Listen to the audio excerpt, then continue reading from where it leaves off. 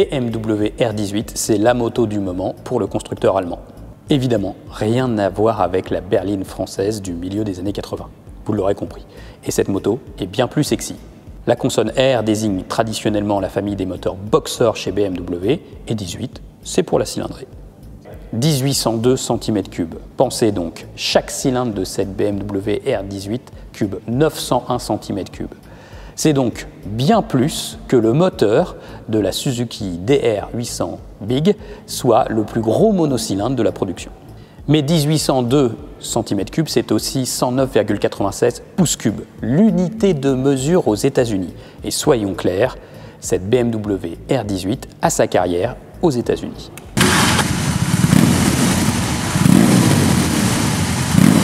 BMW a déjà tenté une percée aux États-Unis, c'était à la fin des années 90 avec la R1200C, un cruiser bardé de chrome qui exposait également un moteur flat twin et qui aura connu finalement une carrière assez moyenne. Il s'est surtout illustré dans le James Bond Demain ne meurt jamais aux mains de Pierce Brosnan ou plutôt du cascadeur français Jean-Pierre Goy. Par la suite, BMW a tenté plein de petites déclinaisons jusqu'à la R1200CL, un volumineux bagger qui était en fait surtout une vraie belle enclume et qui s'est vendu presque autant que des climatiseurs chez les Inuits.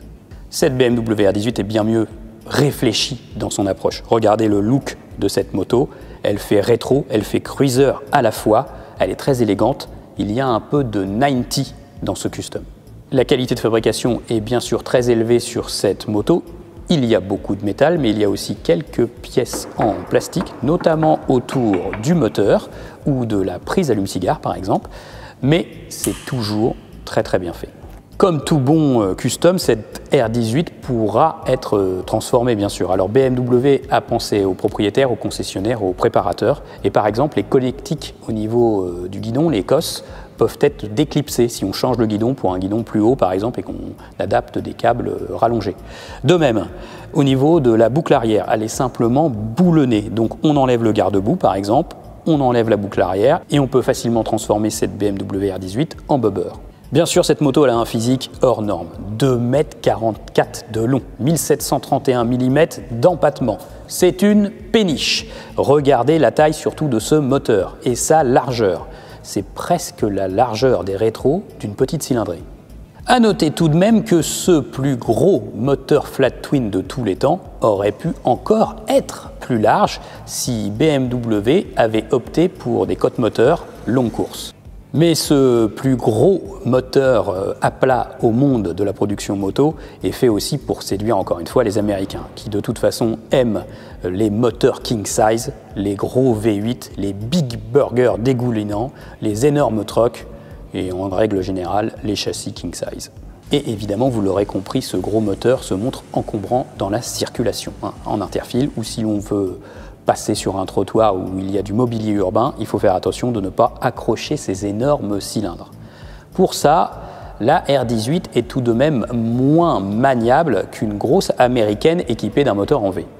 Et l'effet waouh de ce moteur, en fait, on l'a dès le démarrage aussi de la moto. Pourquoi ? Puisque sur ce moteur, les motoristes allemands ont choisi de faire machine arrière.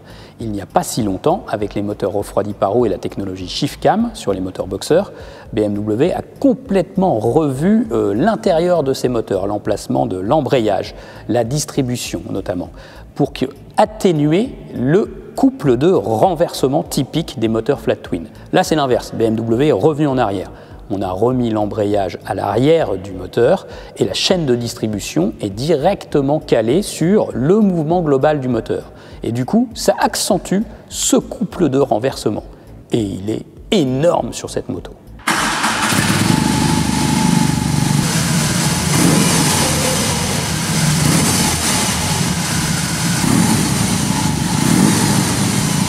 Avec seulement 91 chevaux dans ses énormes gamelles, cette R18 aurait pu être techniquement homologuée à 2 pour les débutants de la catégorie moto. Mais il n'en est rien, BMW ne l'a pas voulu ainsi. Et pour cause, la prise en main est vraiment particulière avec cet énorme couple de renversement, cette inertie moteur. Il suffit par exemple de relâcher l'embrayage un peu sèchement dans un carrefour giratoire pour voir la moto tanguer assez brutalement. Et cela peut engager la direction. Donc c'est vraiment très particulier. Il faut quelques minutes pour la prendre en main, cette R18.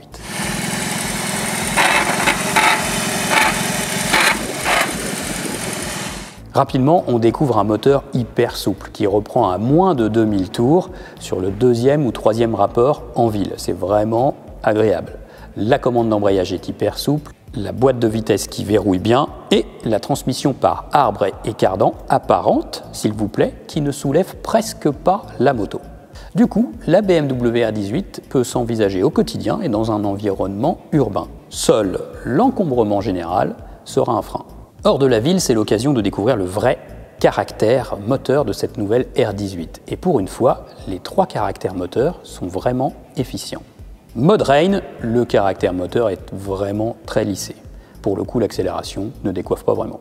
Mode Roll, le mode du quotidien, apporte davantage de réponse moteur. On a toujours beaucoup de souplesse et une sonorité d'échappement finalement très discrète. Ça roule quand même très bien et les reprises sont déjà bien suffisantes.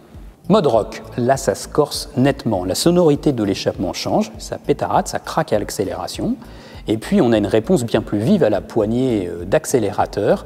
Et puis le couple là se révèle 158 Nm à 3000 tours minute. Ça tire bien plus sur les bras, c'est bien plus méchant, plus agressif. Là pour le coup la R18 devient dynamique.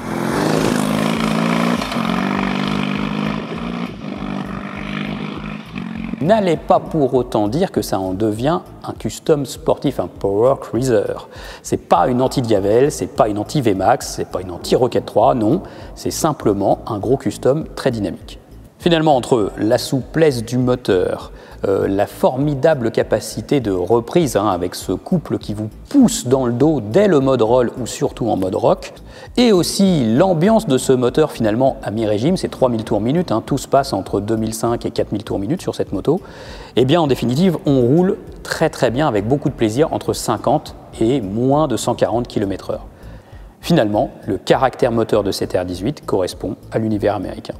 Partie cycle, que dire finalement de ce cadre assez rudimentaire en acier, comme sur tout bon custom. Mention spéciale pour le freinage, il est plutôt efficace, plutôt performant, même l'ABS fonctionne très bien. Attention toutefois à la suspension arrière, c'est un mono-amortisseur logé sous la selle en position horizontale sans biellette, donc seulement 90 petits millimètres de débattement. Là, vous comprendrez bien qu'il ne faut pas passer dans les trous, sinon ça vous ruine les lombaires.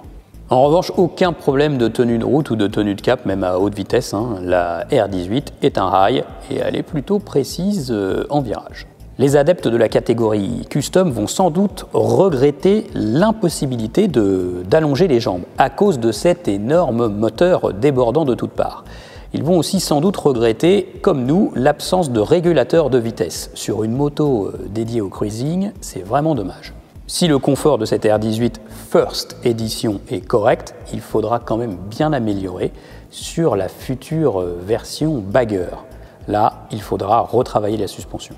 Le prix, à partir de 22 990 €. C'est élevé, certes, mais c'est au standard des rivales US finalement. Sauf que pour cette R18, BMW n'a pas mis en place sa fameuse politique de pack d'options. Ici, on paye chaque option. Pour la marche arrière, c'est 980 €. Pour les poignées chauffantes, comptez 225 €. Pour le kit passager, 255 €. Une jolie paire de silencieux d'échappement, environ 1411 €. Transformer la moto en bobber monoplace, 1769 €. Bon, eh bien vous l'aurez compris, si vous voulez vous faire plaisir, ça va vous coûter assez cher. Mais paraît-il que quand on aime, on ne compte pas. Et justement sur ce type de moto, ce qui compte, c'est de se faire plaisir. En tout cas, côté plaisir de conduite, BMW ne s'est pas raté. Auf Wiedersehen.